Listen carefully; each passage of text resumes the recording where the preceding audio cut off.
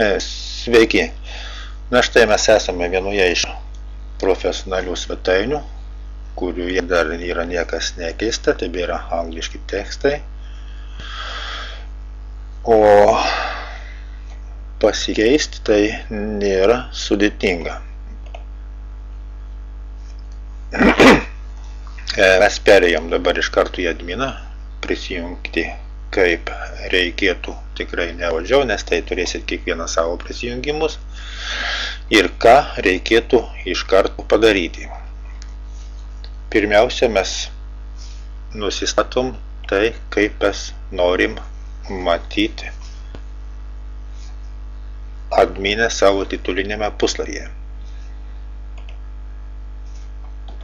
Čia mes matom, galim nustatyti skydelio išdėstymą, aš statau visada ant antro.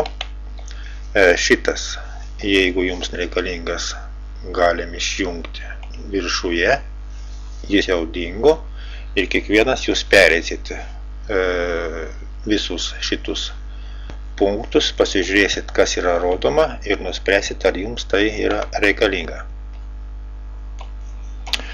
Toliau pasispaudžiam atsiprašau, ne puslapiai, o žymos. Nuo ko visiems reikėtų pradėti, tai būtent nuo žymų. Kas tai yra? Tai yra raktiniai jūsų žodžiai, kurie lydės jūs visur. Tiek rašant tekstus, tiek keliant foto, jūsų puslapio raktiniai žodžiai. Taigi, kur juos gauti? Šis puslapis turi savo programą, savininkui nebus sudėtinga ir jam yra lengvas perėjimas, būtent paspaudžia šitą ir jis pereina į Google AdWords raktinių žodžių paiešką. Štai mes matom Google'ės raktinių žodžių paiešką.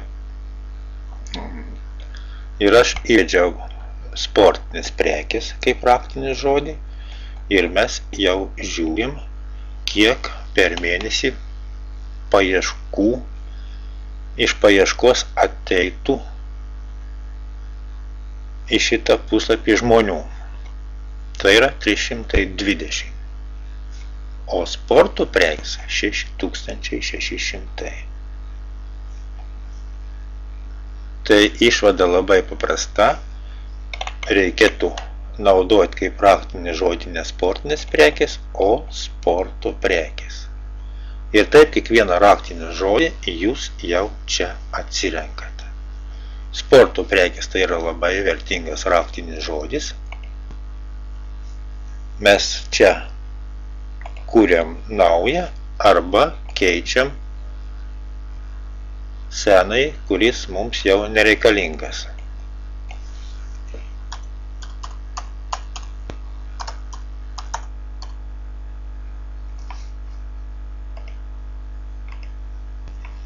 Ten buvo su taškiuku ar be taškiuko.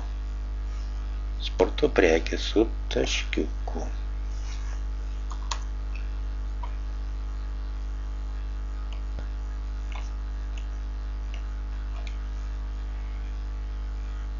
Aš visada kopijuoju, man taip yra greičiau.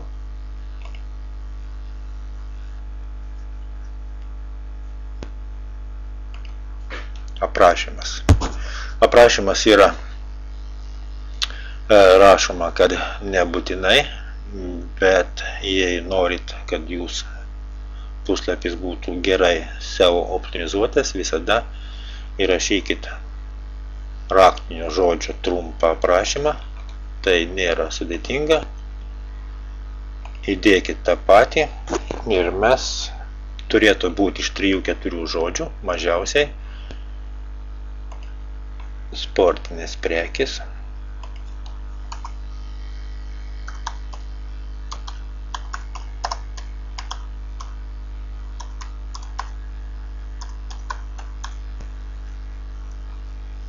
Puslapio savininkas pasikeis tai, kas jam reikalinga. Čia yra pavyzdys, kaip tai yra daroma. Ir mes jau atnaujiname.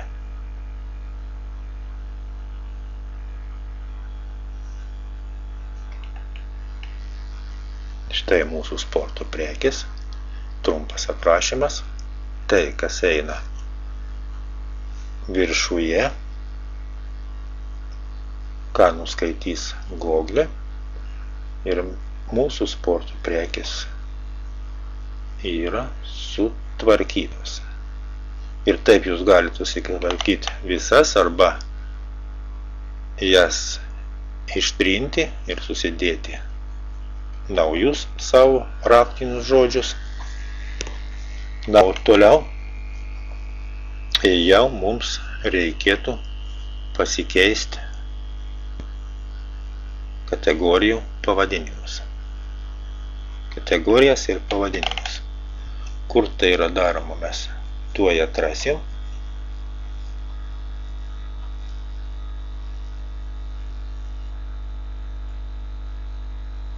Puslapiai.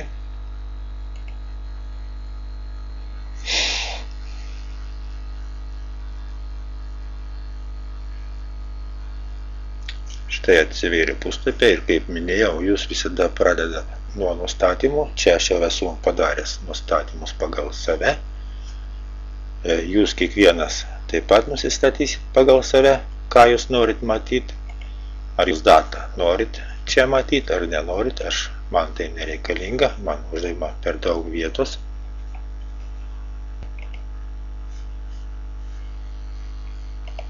Matau, tik paspaudus iš karto atsiranda papildoma lentelė.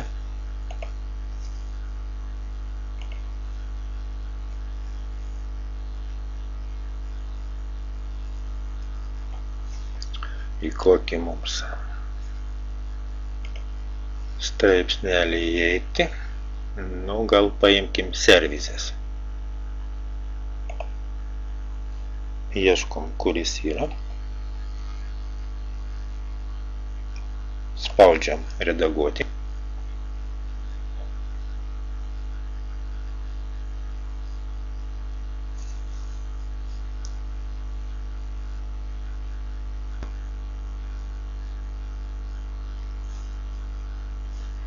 Į ką pirmiausia jums reikėtų atkreipti dėmesį.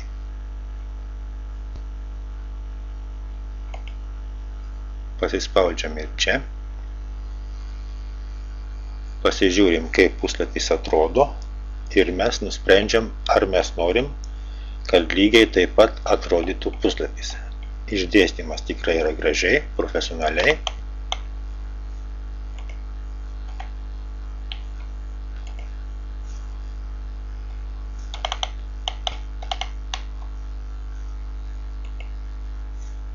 Pirmiausia, ką jums reikėtų pasidaryti, kad nepridaryti klaidų ir nepataisomų klaidų, pasispauskite šitą. Mes jau turim truputį kitokį išdėstymą. Aš jums visada rekomenduoju viską kopijuoti.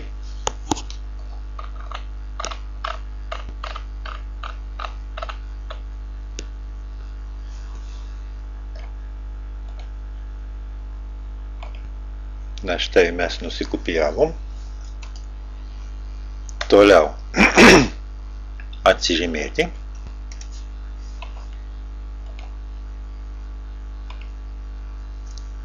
Ir viską mes vėl įklijuojam. Mes jau turim du vienodus variantus. Jeigu paspausit peržiūrėti puslapį, jūs jau pamatysit, kad jūs turit du vienodus variantus. Kodėl? Būtent aš jums rekomenduoju taip daryti. Atkreipkite dėmesį, kad yra puslapis suformuotas. Kas yra skliausteliuose, rekomenduoju jums jų neištrinti, nes dings puslapio išdėstymas. Šitie visi jums valdo puslapio išdėstymą.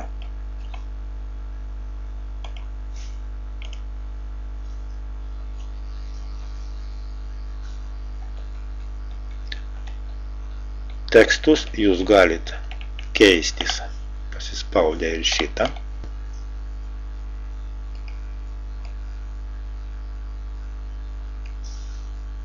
Bet man tai yra lengviau, o būtent pasispaudus šitą. Aš jau aiškiai matau puslapio išdėstymo kodus. Einu, keičiu tekstą.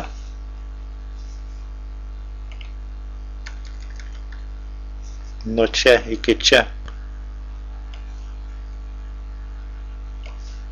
Na, o jeigu padarėt klaidą, mes jau ir puslapio išdėstymas jums pabėgo, mes einam į apačią, kopijuojam iš tos pačios vietos, kur mes padarėm klaidą, įsiklijuojam atgal ir mes jau klaidą vėl esam ištaisę.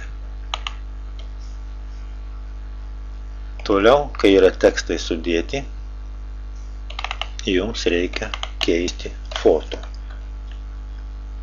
Foto keisti taip pat siūlau pasižymėti porą kryžiukų, statyti pelę į vidurį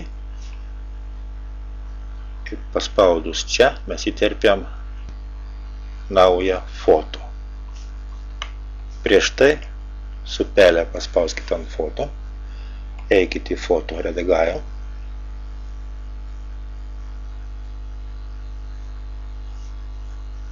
Pasižiūrėkime, kaip foto yra išdėstyta, niekur nėra uždėtos varnelės, einam papildomus nustatymus, pasižiūrim foto, koks yra dydis, jeigu mes norim, kad atrodytų puslapis taip, kaip yra sukurtas. Jeigu ne, tada galite dydžius nustatyti savo.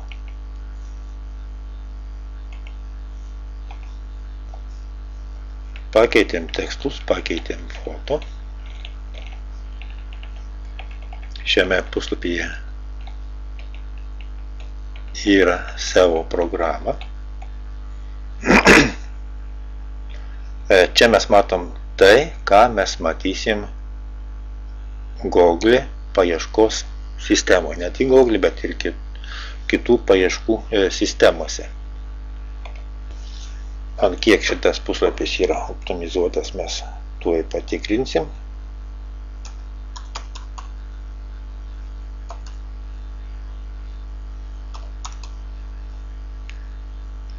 Čia yra pavadinimas ir kaip raktinis žodis services.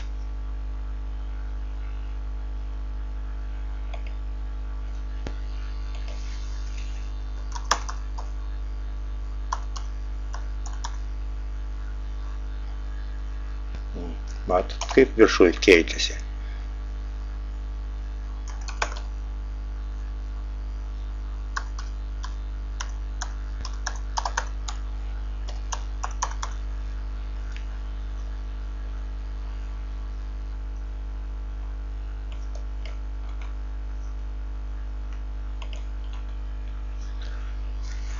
Pavadinimas turi būti nedaugiau kaip 70 simbolių. Trumpas rašymas. Čia yra prašymas paimtas iš mūsų teksto, kadangi eina pirmiausia foto. Tai programa automatiškai nuskaitė foto. Mes įsidedam savo aprašymą ir tai turi būti nedaugiau kaip 156 simboliai.